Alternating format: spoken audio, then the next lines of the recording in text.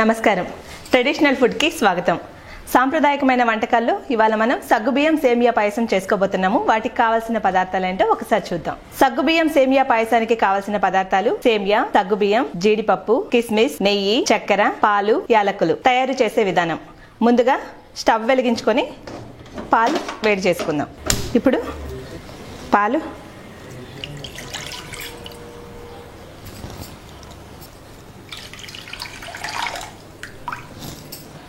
బాగా మరగనిద్దాం.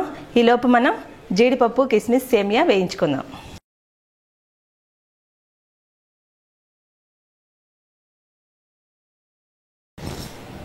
ఇందులో ఫస్ట్ నెయ్యి వేసుకుందాం. వేయించడానికి సరిపడా నెయ్యి వేడెక్కింది. ఇప్పుడు ఎండు ద్రాక్ష వేసుకుందాం.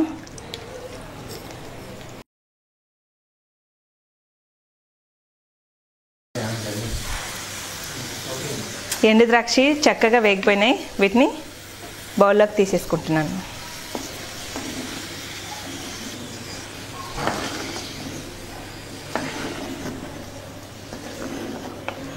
ఇప్పుడు ఇదే నెయ్యిలో జీడిపప్పు వేయించుకుందాం. ఎక్కువ వేయించక్కర్లేదు, కొంచెం దోరగా వేయించుకుంటే సరిపోతుంది. ఇప్పుడు దీన్ని కూడా ఇందులోకి తీసేసుకుందాం.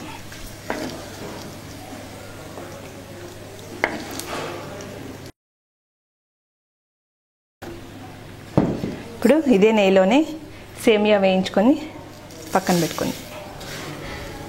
ఇది కొంచెం గోల్డ్ కలర్ వచ్చేంత వరకు వేయించుకుందాం.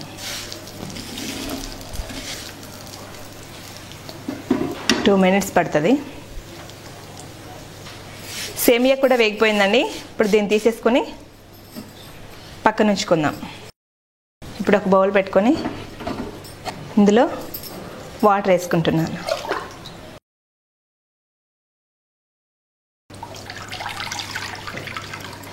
ఇప్పుడు సగ్గుబియ్యం వేసుకుందాం. ఇందులోనే చిన్నవైతే తొందరగా ఉడికిపోతాయి కాబట్టి చిన్న సగ్గుబియ్యం తెచ్చుకోండి.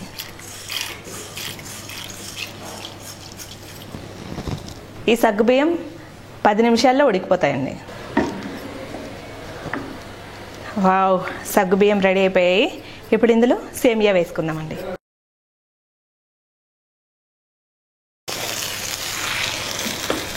ఉడుకుతుంది కదా, ఇప్పుడు ఉడుకుతున్న దాంట్లోనే చక్కెర వేసేసుకుందాం. స్వీట్ ఎక్కువ కావాలనుకున్న వాళ్ళు ఎక్కువగా, తక్కువ కావాలనుకుంటే తక్కువ వేసుకోండి. అలాగే యాలకుల పొడి వేసేసుకుందాం.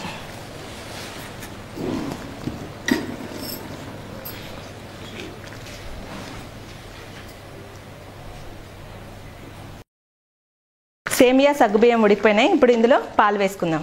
ముందుగా కాంచి పెట్టుకున్న పాలండి ఇవి.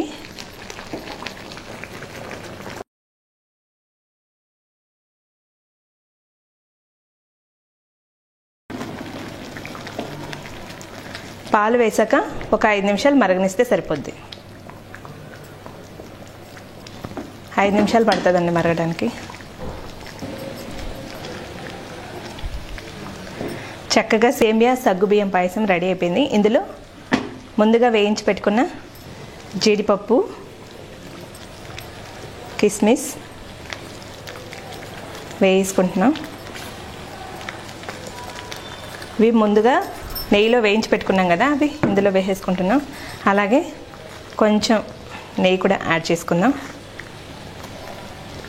నెయ్యి వేసుకున్నానండి. ఇప్పుడు నెయ్యి కరిగినాక స్టవ్ కట్టేసుకొని ఇది ఎలా ఉందో రుచి చూసి చెప్తానండి.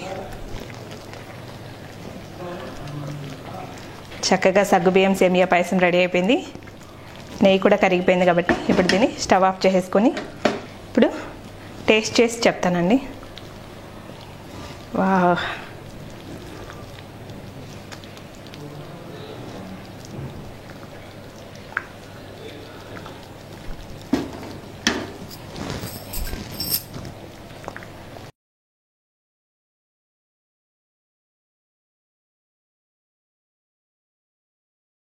వావ్, చాలా బాగుందండి.